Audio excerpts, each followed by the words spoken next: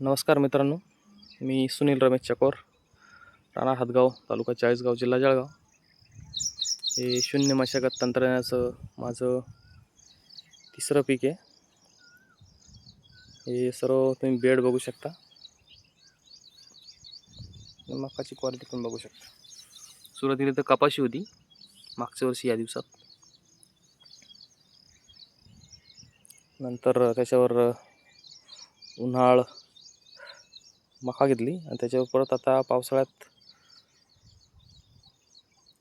तेच खोडं फक्त कपाशीचे त्यावेळेस कापून घेतले, मकाचे पण कापून घेतले आणि नंतर त्याच बेडवरती मकाची लागवड केली. 17 मेची लागवड ही. आता तिच्यावर 3-4 दिवसापूर्वी तिची फवारणी केली 3 जर्सी. त्यामुळे ते मका आता गवत पिवळं पडत आहे.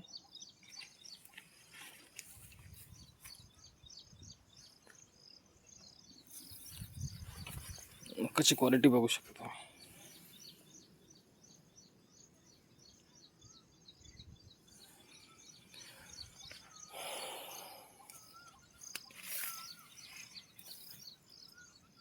गवत आता सर्व गायब होणार आहे, जळणार आहे सर्व.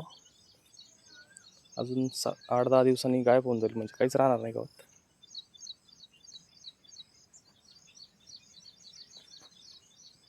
खंडागळे सरांनी वेळोवेळी मार्गदर्शन केलं, त्यामुळे हा टप्पा पार होतो एक एक.